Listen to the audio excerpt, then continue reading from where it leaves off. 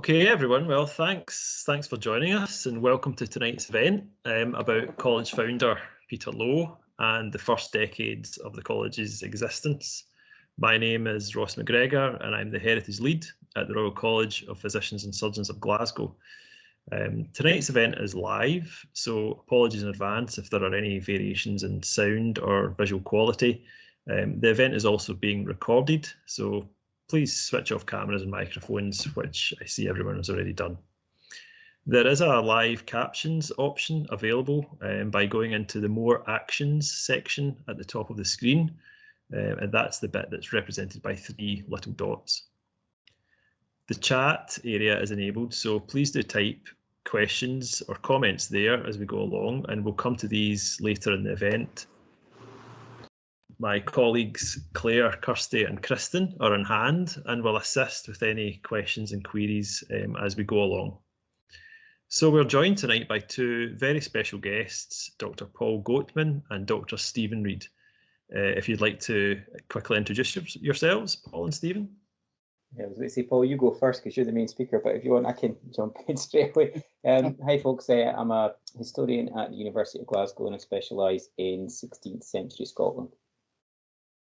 Hi, everyone. I finished my PhD a few years ago, still not attached anywhere at the moment. My PhD was about Glasgow in the 16th and 17th centuries. Finished in 2018. Since then, I was postdoctoral fellow in the Charlotte Nicholson postdoctoral fellowship at the University of Glasgow, and I really focus mainly on urban history in Scotland in the 16th and 17th centuries. Great, thanks so much for that, and thank you so much, both of you, for joining us tonight. We really appreciate you taking the time to join us in this event, so thank you. As an introduction really to the event, I'm going to talk quite briefly about Peter Lowe, his book, The Whole Course of Chirurgerie, and its role in our heritage practice here at the college. So Peter Lowe founded the college in 1599, along with the physician Robert Hamilton and the apothecary William Sprang. The college's heritage activity draws on the foundation story regularly for inspiration and as a connection to the founding purpose of the institution. Peter Lowe's book, The Whole Course of Chirurgerie, first published in 1597, has also become a really active part in how we tell the college's story and of Peter Lowe's approach to the healing arts. We believe it's the first comprehensive surgical textbook in English, with dozens of chapters covering all aspects of medicine and surgery, drawing on both the ancient medicine of Galen and the modern anatomy and surgery of Vesalius and Parry. Now, tonight's event, we're actually in the college library. Well, myself and my team are in the college library, and we have a first edition of the book on display here. And we're going to have a look at that book just while I speak about some of the elements of it. So we have this first edition on display here. My colleague Claire is going to kind of go through the book as we discuss it. It's an extremely rare book with only 3 known copies recorded worldwide. You can see from the title page that it was printed in London by Thomas Purfoot. The title page also tells us about Lowe's credentials at the time of writing: doctor in the Faculty of Chirurgery in Paris and surgeon to the King of France and Navarre. For this introduction, I'm focusing on the preliminary pages, which are of particular interest when we're looking at the context of Peter Lowe's circles and influences at this time. The book contains 3 addresses. First, to King James VI of Scotland, and secondly, to the friendly reader, both of these addresses by Lowe. The addresses by Lowe are dated 20th of April, 1597, London. There's another address to the friendly reader about Lowe by William Clowes, or Clowes, I'm not quite sure how you pronounce that, a prominent English surgeon of the late 16th century. William Close was the author of a number of surgical texts, also written in English rather than Latin. And in his address, he praises Lowe for writing his Chirurgerie in our English tongue. There are then 5 poems in the preliminary pages in praise of the author, including one by 16th century soldier of fortune and poet Thomas Churchyard. Lowe's address to the friendly reader is the main focus here, though. It has been of particular interest to us recently, as we have drawn upon it for our current college exhibition, Words of Hope and Kindness. The exhibition is a response to the impact of the COVID pandemic on our clinicians' well-being and pulls together contributions from healthcare professionals locally and internationally. Underpinning these contemporary voices expressing hope and kindness in the face of the pandemic are the words of Peter Lowe, and a quote here from Peter Lowe. "Only upon this hope I rest, that in goodwill and love I have done this." We noticed there is a seam of language like this running through the address and in other sections of the book. For example, where it focuses on advice for the young surgeon in matters of general health, as well as professional conduct. The addresses regularly refer to concepts of the commonwealth and public profit, as opposed to private gain. For example, the passages referencing Cicero. Again, I'm quoting here from the book, which you might be able to see in the text. Also being moved by the counsel of Cicero, where he saith that we should not only have regard to our own particular, but also to the profit and commodity of our kinsfolk and friends, and generally to the commonwealth of that country where we took our birth. As well as Cicero, the address also quotes or references Erasmus, Plato, and Thomas More. We're very keen to find out more about these influences and their role in shaping Lowe's approach as outlined in his book, and also, or if, these ideas filtered into his role in the college's foundation, its 1599 charter, and its early practices.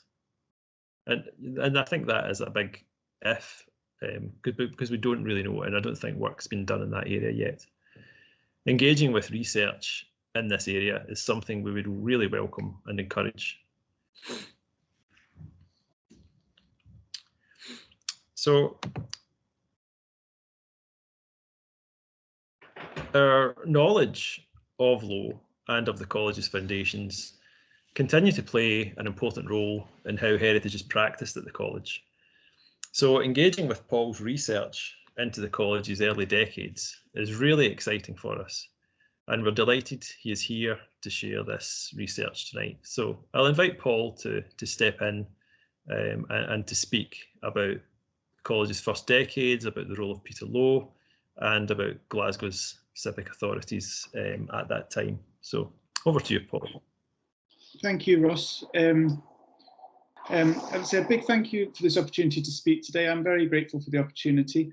It's allowed me to look at some records for early modern Glasgow that I wasn't really properly aware of before. And as I say, my PhD thesis looked at Glasgow during the reign of James VI from about 1585 to 1625. And so these new records that I've been able to look at, doing a bit of research into this paper, were mainly the College of Physicians and Surgeons Foundation Charter and its first minute book, which dates from 1602.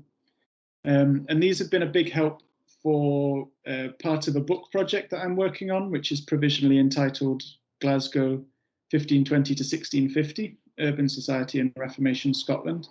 And I'd also like to say a big thank you both to Claire for sending me a digitized version of the minute book, which has been an enormous help, and to Ross and all the team at the college for putting together these slides. So I think you can see there some pictures of some of the first pages of the first minute book. It starts by just transcribing exactly the charter. So that first page you can see on the left is the start of a transcription of the 1599 Foundation Charter, which was actually written down in 1602, and then from there the book starts with regular minutes up until about 1653, I think. And so the establishment of the faculty, the college, between 1599 and 1602 fits fairly neatly into the story of Glasgow's civic and demographic expansion around about this time, and the increased specialisation and bureaucratisation of local government. I should apologise a bit perhaps at the outset, because I'm not going to speak too much about the type of medicine and medical humanism practiced by Peter Lowe and laid out in his publications that Ross has already begun to discuss there. So the Whole Course of Chirurgerie, first published in 1587, the first edition, and the second edition published in 1612. And his earlier publication, An Easy, Certain and Perfect Method to Cure and Prevent the Spanish Sickness, which was published in 1596.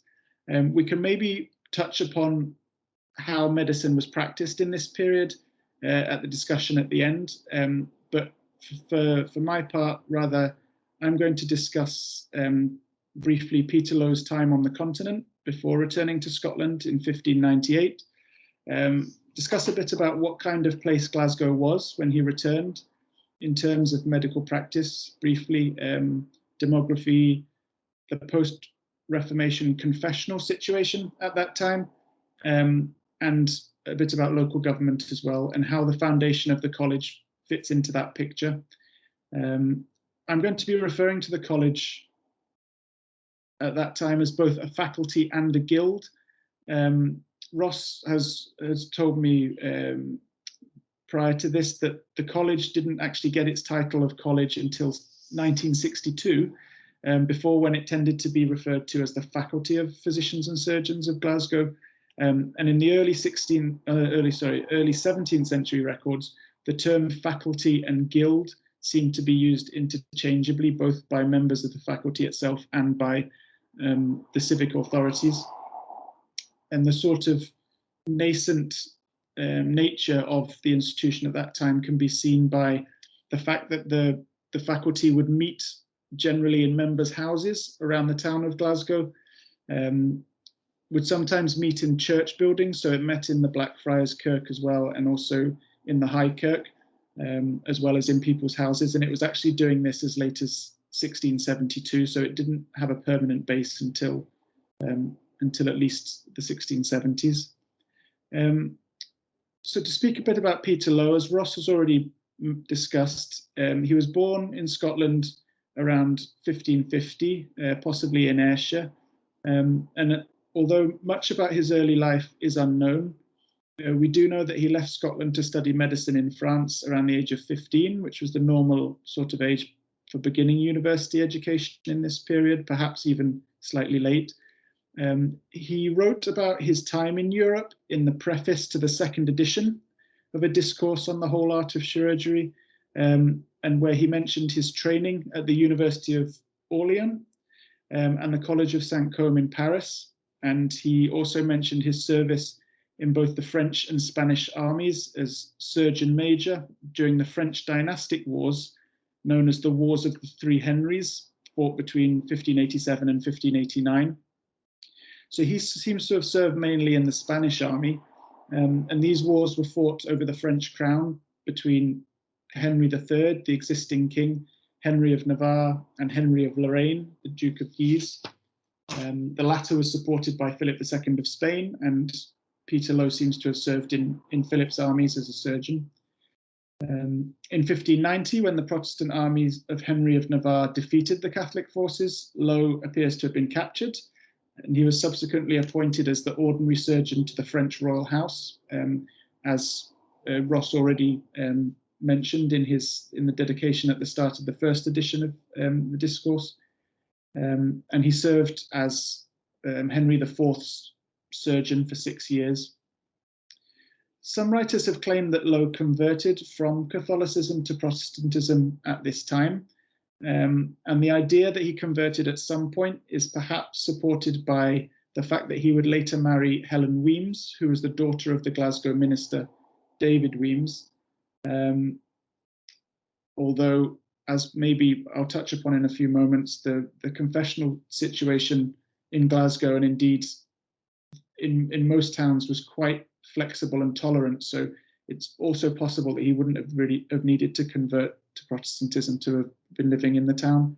But there's also evidence that Lowe served as a spy for James VI while on the continent, with the Scottish State Papers noting in May 1595 that a new admitted surgeon to the King of France had prepared a casket of letters containing maps of England and a description of English ports. I'm afraid I don't know if Lowe actually ever served as a surgeon to James VI, although I suspect that he would have done in some capacity. But the two men clearly did know each other well, and some historians have suggested that when James granted the foundation charter for the Faculty of Physicians and Surgeons to Lowe and to the physician Robert Hamilton in November 1599, this was partially a reward for Lowe's service to James on the continent. When Peter Lowe returned to Scotland in 1598, he was extremely disappointed with the standard of medical practice he found there, and he petitioned James directly to establish a guild. I'm going to refer to the faculty, as I said, as a guild or a faculty. It certainly was a guild, and another word for that was faculty. So my view is that he petitioned James to establish a guild by royal charter to improve and regulate the standards of medical practice in the west of Scotland, so not just Glasgow. In March 1598, Lowe was appointed as the official surgeon to the town of Glasgow, and there's some evidence from the 1590s about the type of sort of illicit or informal or unregulated medical practice that existed in Glasgow at that time, which had up until that point been regulated by the Kirk and the town council. So, for example, a Kirk session minute of the 14th of November 1598 reads that the university, ministers and presbytery take cognition of those who are within the town that pretend to have skill in medicine and hath not the same, that those who have skill be retained and others rejected. Similarly, in April 1599, the town set up a deputation comprising the principal of Glasgow University, one of its regents, the master of the grammar school, and 3 bailies and 3 ministers, bailies being magistrates of the town, who were to examine the skills of medical practitioners in the town who were not able to discharge their duty there until, in respect they have not cunning nor skill to do the same. And this delegation was almost certainly set up by Lowe shortly after his arrival in the town. There is some more specific evidence about individual cases of this type of illicit or unstandardized medical practice in Glasgow in the town's church records, presbytery and Kirk session records. I remember when I was working on my thesis, I came across some mention, a few mentions, I think, of people who had maybe been administering drugs when they shouldn't have been, and there are cases running through the records, so it might be possible to put together some detail about how medicine was actually practiced in the town in this illicit way. And I think some sort of study like that using church records would be very interesting. But when it came to the regulation of medical practice, Peter Lowe set his sights wider than just Glasgow. And in the second edition of his Discourse on the Whole Art of Chirurgerie, the 1612 edition, he outlines why he petitioned the King, James VI, to set up a guild when he writes, "It pleased his sacred majesty to hear my complaint about some 14 years ago," so looking back to 1598, "upon certain abuses of our art of diverse sorts and ranks of people, whereof we have good store, and all things failing, prodigals and idle people do commonly meddle themselves with our art. who ordinarily do pass without trial or punishment, the matter being considered and the abuse weighed by His Majesty and Honourable Council, thought not to be tolerated, for which I got a privilege under His Highness's Privy Seal to try and examine all men upon the art of surgery, to discharge and allow in the west parts of Scotland who were worthy or unworthy to profess the same. And the region subject to these new controls under the 1599 Charter encompassed the borough and barony of Glasgow and the sheriffdoms of Clydesdale, Dumbarton, Renfrew, Lanark, Kyle, Carrick, Ayr and Cunningham. And this was an area more or less the same size as the pre-Reformation Archdiocese of Glasgow, and far larger than the 7-mile radius overseen by the colleges of physicians in London and Dublin of that time. So it was probably actually that had the largest jurisdiction for medical oversight in Scotland, England or Ireland at that time. So I would like to speak briefly now about the kind of place that Glasgow was when Peter Lowe returned there at the turn of the 17th century. So I'm going to mention a bit about economic and demographic change, only briefly, but also the idea of religious tolerance that existed in the town, and the modernization, the ongoing modernization of the borough's civic administration, which ratified the faculty's foundation charter in February 1600 and was ultimately responsible for enforcing its regulations. So the statistics usually mentioned for Glasgow in this period, the town's population stood at about 4,500 adults in 1560, rising to 7,000 by 1600 and slightly over 14,600 by 1660. So although it was a small town compared with its later massive expansion in the sort of mid to late 18th century, this rapid growth at this time, around the time Peter Lowe was there, eventually made Glasgow Scotland's second most populated borough by 1640, behind Edinburgh, but having overtaken Aberdeen. The local economy was also growing in this period, as shown by the town's rise from 5th place in the list of Convention of Royal Boroughs tax rolls in 1591 to 2nd place behind Edinburgh by 1670. And some local colour about Glasgow in this period is provided by eyewitness accounts, including one that I'm going to read about the town's market by the former Bishop of Ross, John Leslie, in 1578. It's about 150 words or so, this, but in 1578, John Leslie remarked, "Surely Glasgow is the most renowned market in all the West, honourable and celebrated.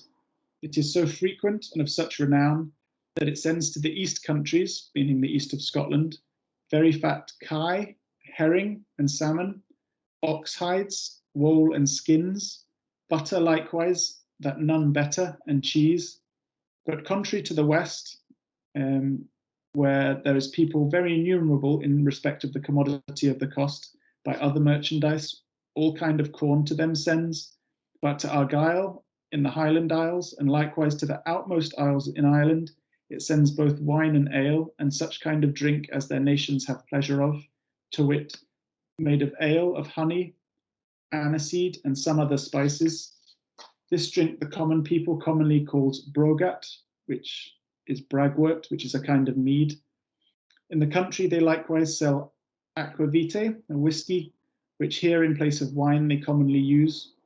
Further, it has a very commodious seaport, where little ships 10 miles from the sea rest beside the brig, which brig having 8 bows, meaning 8 arches, is a great delectation to the lookers upon it." So Glasgow's population and economy were growing fast at the end of the 16th century, and eyewitnesses were impressed by the town. There's some other accounts of visitors being impressed by the toll booth, and there is actually 2 Neo-Latin poems that I've come across around the turn of the 17th century, and one around about the 1640s, which again are very flattering about Glasgow. It was a town that people were very impressed by at the period when Peter Lowe was there.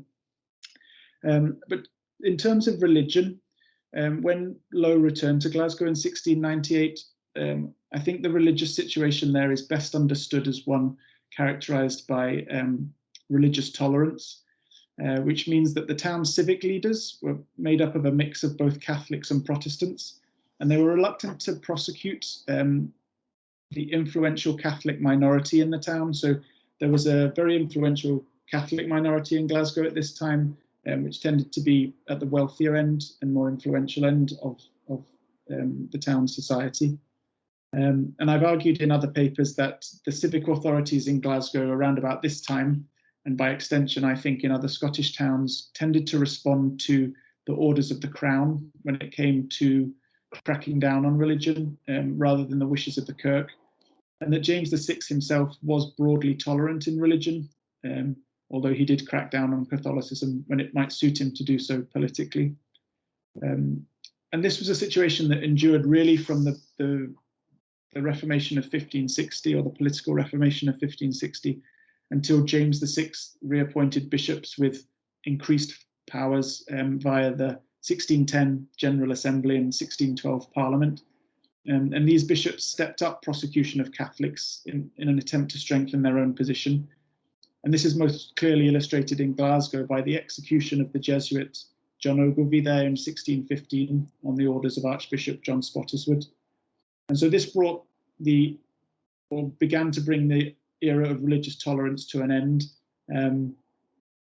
But the period before is one I think should be seen as more tolerant. And this does provide some important context for the ratification of the faculty's Royal Charter by the Glasgow Town Council on the 9th of February 1600.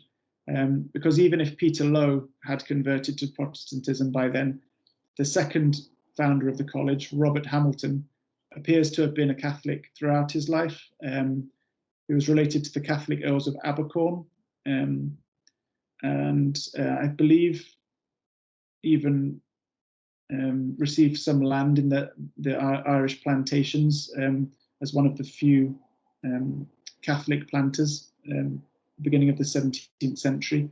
And Peter Lowe, in fact, actually dedicated the second edition. One of the dedications in the second edition of his Chirurgerie, his discourses on chirurgery, was to James Hamilton, the first Earl of Abercorn, who are a well-known Catholic family in Scotland at the time, which demonstrates that he also moved in these circles and was probably a beneficiary of their patronage. So Glasgow's ratification of the Charter in February 1600 came at a time when the civic administration could afford to be more tolerant of Catholics than would be the case 15 years later. The faculty's early years also coincided with a period of civic expansion and modernisation in Glasgow, which saw the responsibilities and bureaucracy of the town council increase, and the town council effectively become the executive branch of local government. These years also saw the creation of a civic guild in the town through Glasgow's Letter of Gildry of 1605, which established a Dean of Guilds Court for overseeing mercantile activity and a Deacon Convener's Council to regulate the crafts. The Letter of Gildry and the ratification of the faculty's foundation charter, I think, can be fruitfully compared, as they each increased specialisation in the oversight of different activities while protecting existing privileges. The Letter of Gildry increased specialisation in the regulation of economic activity, and of course the foundation charter of the Faculty of Physicians and Surgeons and its ratification by the Town Council contributed to increased specialisation in medical practice. The faculty's wide jurisdiction and range of powers across such a large geographical area, which were underpinned by the authority of Glasgow's Town Council and its urban courts, was a big part of this urban modernisation in Glasgow. Steven has shown that this modernisation extended to a refoundation of Glasgow University by Glasgow Town Council in 1601 and 2, which strengthened civic control over the university and repurposed it so that it better served the needs of the local community, and so that the university trained men in law to better serve the civic administration. And in December 1596, the town also sent a delegation to the king in Edinburgh to persuade him to move the Edinburgh-based College of Justice to Glasgow. There were therefore, I think, a number of civic reforms taking place in Glasgow at the beginning of the 17th century, and the foundation of the Faculty of Physicians and Surgeons was one of the most important of these. So I'd like to finish by looking as far as I can at how this modernizing civic administration interacted with the new faculty and supported its work after 1602, after the first meeting of the faculty in 1602. This relationship has largely been seen as a failure in the faculty's early years, and Fiona MacDonald has pointed to signet letters which were obtained by the Glasgow surgeons from Charles I in August 1635, which ratified the surgeons' existing privileges, and she suggested that this is evidence that the borough authorities had not been adequately upholding the faculty's rights as was set down in the 1599 charter between then and 1635. These letters from Charles I accompanied a decree from the Court of Session, which was obtained by the visitor of the surgeons at that time, James Hamilton, which charged Glasgow's magistrates with taking action against all substandard medical practitioners if they have been examined by Mr. James Hamilton, the present visitor, and by his brethren of the said art and their successors. While it's clear that the surgeons at that time wanted to ensure the support of the civic authorities, I would probably try and temper that view slightly, that the town hadn't been supporting the faculty up until then, because the mid-1630s also saw a lot of other legal sort of jostling in Glasgow, a lot of legal cases, which may have been part of a more general assertion of rights in the town following Charles I's visit to Scotland in 1633 and the Parliament of that year. So in October 1636, for example, Charles ratified Glasgow's Royal Borough Charter of 1611, but he did so in quite an inept and ambiguous way, which shouldn't probably surprise us about Charles, retaining the Archbishop of Glasgow's right to appoint the borough magistrates and creating confusion over who actually owned the borough lands. And the magistrates proceeded down a legal route, creating a memorial on behalf of the city against the Archbishop, in which they complained that the Archbishop thought that that Glasgow was erected in a regality to him, and therefore he is prejudged by this gift with the right of the town pertaining to him as his city and to the borough acres of his lands. So while in August 1635, the surgeons might have been trying to reset their relationship with the town's authorities, their case may also have been part of a broader reassertion of legal rights in the town, and I would suspect in other towns as well, following the Parliament of 1633. The Glasgow magistrates and towns council's responsibility towards the new faculty of physicians and surgeons are clearly laid out in the 1599 Foundation Charter. This gave Peter Lowe and Robert Hamilton and all the visitors who they appointed the right to convene medical practitioners within their jurisdiction and to inspect their practice, to summon them under pain of horning, to grant them with medical licenses, and to inspect drugs and their use. Members of the faculty were also granted extensive civic privileges within Glasgow, including immunity and exemptions from all weapons showings, from all raids, hosts, and bearing of armour. So anything military they were exempted from warding, stenting, from taxation. So it seems they didn't need to pay any local taxes. And from any inquests in assizes or in sheriff or borough courts. So members of the faculty, these medical practitioners who qualified, who became members of the faculty, were exempted from all these sort of civic duties. And the 1599 Charter charged the magistrates with assisting the faculty in executing all of these responsibilities. And they had to, if they were charged with doing something by the faculty, they had to action it within 24 hours. The the Faculty of Physicians and Surgeons' first minute book, which we've already looked at briefly, which dates from its first meeting in 1602, does contain some information about how this relationship between the town and the faculty worked in practice. I'm afraid I haven't really got as far as I'd hoped in working through the minute book, despite Claire so kindly sending me the digitized copies. But from what I've seen, it does seem to provide evidence that the borough authorities did support the faculty in its work, and that together they created a functioning guild in Glasgow, which fulfilled its dual purpose of protecting the rights of licensed medical practitioners and raising the overall standard of physicians and surgeons operating in the region under their jurisdiction. In May 1605, for example, one George Burrell was the first member of the faculty to have his medical practice curtailed, with the faculty and borough magistrates granting him liberty to profess the art of barbery with simple wounds in the flesh, and that he meddle with it no further without special consent from the brethren and deacon for the time. Surgeons frequently appear in the minute book before the visitors for trial of their qualification or trial of their art, although unfortunately the results of these trials don't seem to have been documented, at least not in the minute book. And the bailies of the borough court did imprison and levy fines on faculty members who were punished by the guild for various offences, such as in September 1639, when James Braidwood, who was also a barber, was found in a wrong for railing upon Daniel Brown and the visitors and quartermasters of the faculty, which also suggests that the oversight of the new faculty could be unpopular, which isn't really surprising, as they were looking to curtail what was probably a reasonable living for people if they were practicing medicine illicitly in the town.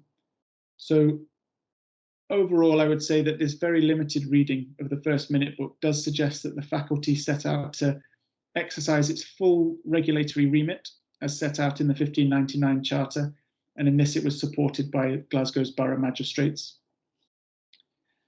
So in summary then, what I haven't touched on before, but in summary, I would like to say that the biggest setback faced by the Faculty of Physicians and Surgeons in its early years was the death of Peter Lowe in 1610. This removed by far the best and most knowledgeable surgeon working in the town, who was also one of the finest medical practitioners in Europe. He had been the driving force behind the foundation of the faculty and behind its early work. And after his death, the impression given by the records that I've consulted is that the faculty evolved into an effective and specialised branch of Glasgow's urban administration, which succeeded in raising standards and in protecting privileges. It seems that it did still attempt to fulfil the full remit as set out in the 1599 Charter, although it's very unlikely that it realised Lowe's ambitious vision for the college. Nevertheless, the faculty survived these early years, and its relationship with the borough authorities sustained it during the first half of the 17th century and provided a firm foundation for growth and development from the mid-17th century onwards. So thank you very much. Thank you so much for that, Paul. That was absolutely fascinating stuff, and I think it, like all of our events, it probably raises more questions and kind of leads to further discussion, which is exactly kind of what we want to do, both with our events and with our heritage practice generally. So in terms of those discussion points, I think this is when it'll be good to bring you in, Stephen, to go through some of these discussion points with Paul and myself if I can contribute. So over to you, Stephen. Right, thanks very much, Ross, and thanks very much, Paul. It's amazing, Paul, to see how far your research on this has come and to see it's developed even since I saw your thesis a couple of years ago. So some really good work there, and I definitely encourage you to publish it wherever or whenever you can. It's really coming on, really fascinating. One point I want to raise first, Ross, Clovis, it could either be Clovis, as in Clovis, but it's probably more likely Clews, Clews is probably the English physician that's being talked about here. So Clews would be my guess if I was looking at that. So again, I suppose listening to both of you tonight, there's a few kind of themes that came out that I was thinking about in relation to 16th and early 17th century Scotland and Europe more generally. And the first one, I suppose, was the occasion of publication and the relationship of James VI to this. So many of your audience probably don't know this, but the vast majority of what we call learned publications, medical publications, and scientific manuals, maths textbooks, you name it, they're all published in this period by Scots abroad in Europe in Latin. It's actually part of the reason that we don't have real access to a lot of the real scientific knowledge that these authors had, is because they were all written in Latin, and people haven't gotten around to translating them or to developing them. And a really interesting example of this, I think, is David Kinloch's De Hominis Procreatione and De Anatome. So on the anatomy and on the reproduction of human beings, and its second book on internal illness, De Morbis Internis. And that comes out a year before Lowe's work in Paris in 1596. And it's important because it's the first book to really get right a lot of the gynecological data that we have, and how to give birth correctly and things like that. So it's a useful counterpoint to what we've been talking about tonight in terms of another example of a Scottish medical text, but by a different author in a different context. And I was just trying to think, this question really for both of you, why is this text published in English? Scottish authors at this time go out of their way to apologise in their texts for publishing in Scots or English. Now we know that James VI, he really prizes publishing in first Scots and then English. He publishes a pseudo-scientific text in 1597, the Demonology, which is a treatise on witchcraft that again draws on European Latin texts. So is there something in that? I mean, where is Lowe positioning himself, do you both think, with this text in English at this time? Yeah, it sounds like he's definitely doing something. If it's unusual to publish in English, like why would he have chosen? That's a deliberate decision. Yeah, I wonder. I can't think off the top of my head why he might have done that. Is the presence of Clowes or Clowes book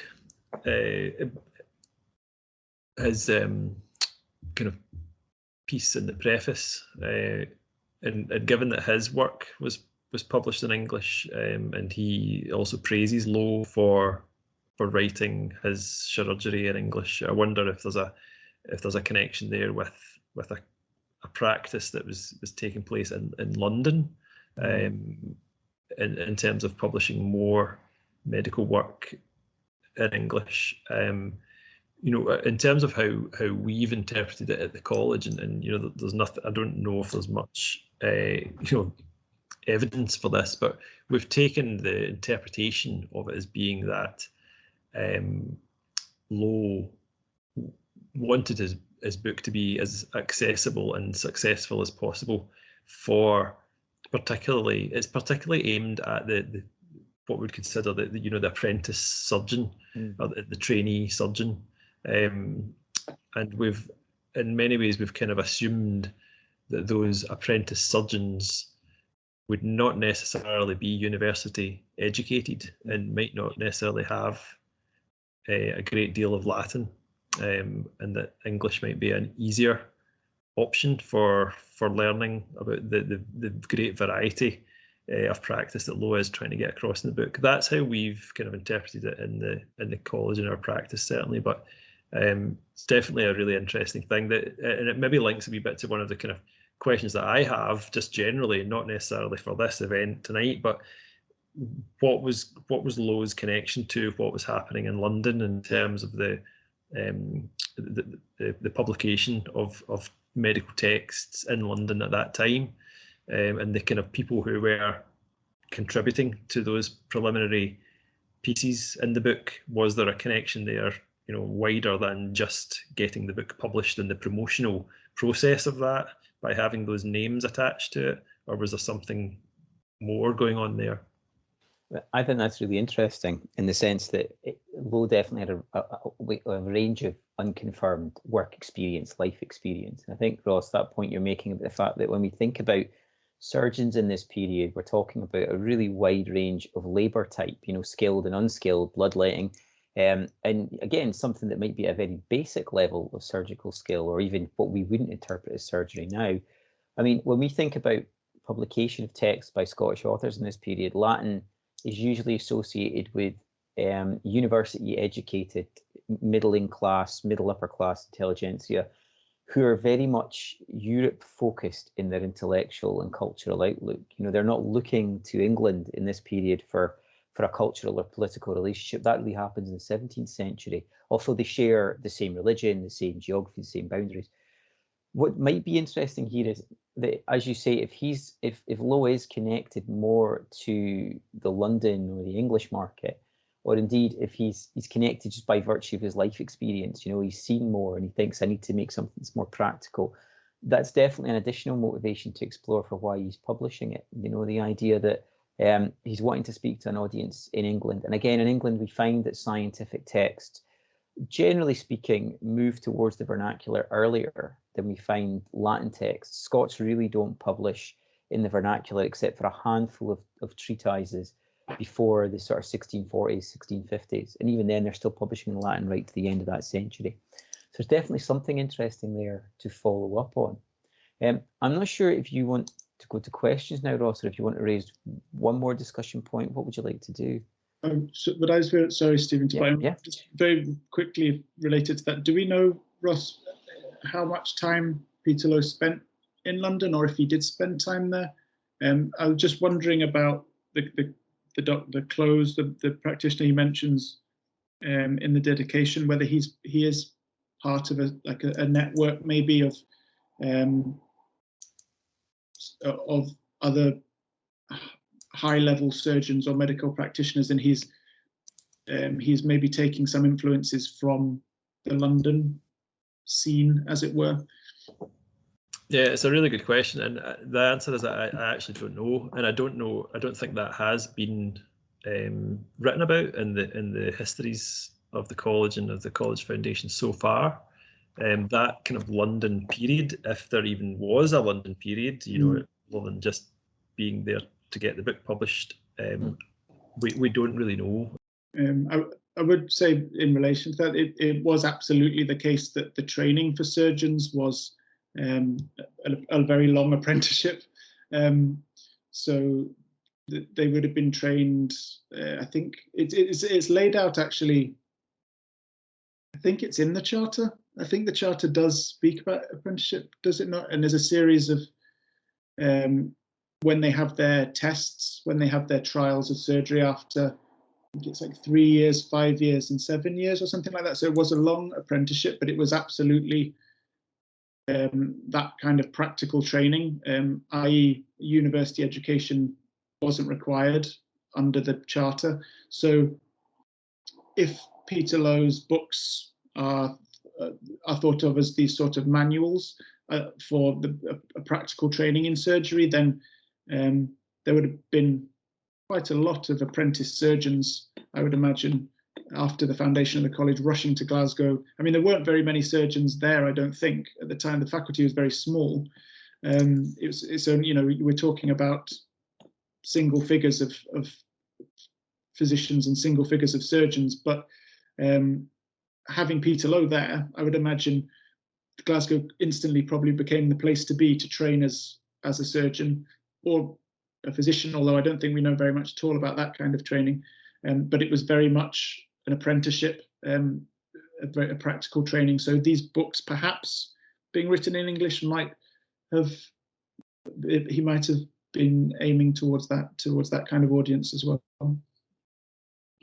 That's interesting. I mean, when you say how many years would it take, Paul, do you know? I mean, comparable to, I mean, a theologian would take, like, if they're in Paris, probably something like 11 to 14 years to train for a full degree. I mean, is it comparable to that, or are we talking more like a comparable undergrad of about 4 years or 2 to 4 years? I think it's probably getting towards that. I don't know if I'm just adding years on now every 3 years, whether it's 9 or 12. But I think, but it was when I was reading it, I definitely thought, oh, this is a long time. Like it was something like 9 years working under one master sort of thing. So it was certainly more than an undergraduate sort of level degree. I think it would probably be, when all in all, with all the trials and all the examinations, would probably be, I think 9 years was mentioned. I don't know if I've imagined that, but yeah, I think 7 or 9 years rings a bell for me. I think it was that kind of length of apprenticeship, certainly beyond an undergraduate degree length.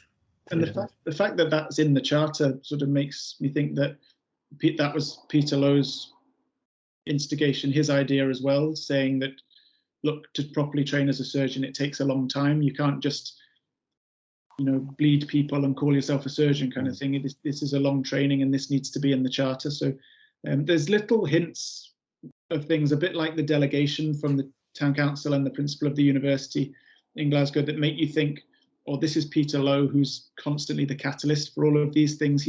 It's always him, and obviously he had the access to James VI to petition him directly for the charter, and to have it issued directly to him, or to him and Robert Hamilton. So you get the feeling that you can kind of see his hand working behind all of these developments, I think. I mean, that actually brought me on to a question I want to ask about. Again, you laid out very clearly why the town of Glasgow was chosen, and again, you pointed out that the university in Glasgow was moving in a slightly different direction from the older universities in St Andrews and Aberdeen. It was becoming, I suppose, more of a civic college, like the new foundations that you got in New Aberdeen, Marshall College as it was known, and Edinburgh University, which were meant to be for the benefit of the town, funded by the town, enriched and developed by the town. But listening to you again, talking about the provisions and the kind of ship harbours and things like that they've got, that could have been Paisley, it could have been Irvine, it could have been Ayr. And in some ways in the 16th century, they would have been better choices as a town, given urban density, size, development, market networks. Do you think it was the university that swung it in the favour of Lowe as a site? Yeah, I think it must have had a big impact. It must have. I don't know if I was going to go ahead and completely contradict what I've just said in terms of. I'll try and sort of divide up what I'm saying so that it makes sense. But having said that, the training was an apprenticeship. There's I can't remember if it's, I think it's in the charter as well, mentioning that, and I think this is a reference to the physicians actually, which I think was could have been more of a university education, that they required a testimonial from a university. There is a mention of the university role in licensing the practitioners. So the licensing did come through a university. I'm almost certain not for the surgeons, but I think for the physicians. So there was a role that universities did play, and obviously Peter Lowe, his education in Orleans and in Orleans and in Paris was a university education. So I think it must have had a huge. That must have swung it for him, really, the fact that the university was there. Yeah, it's an interesting thought, actually, that the role the university might have played in the foundation of the college and in Peter Lowe's move to Glasgow. And I think that that point you just made there is right. Physicians did need a university education to be called physicians and to practice as physicians.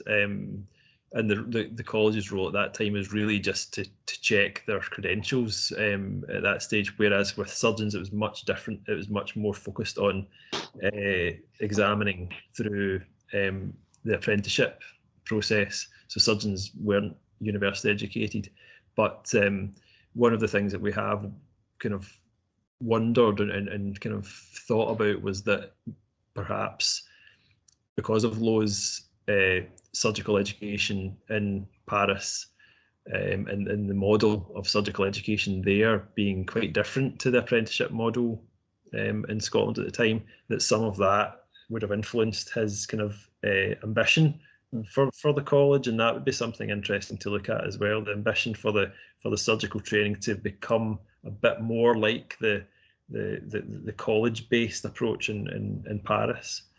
And I know that's something that some of our ex-honorary librarian, Mr. Roy Miller, has done quite a lot of work looking at that as well, which is really interesting. So I'd just like to say thank you so much to Paul and Steven for joining us tonight. Really appreciate it. Really appreciate your time and your input, and hopefully this is a conversation that we can continue in future. And thank you very much as well to the audience for joining us. So finally, all the best from us, and have a good night.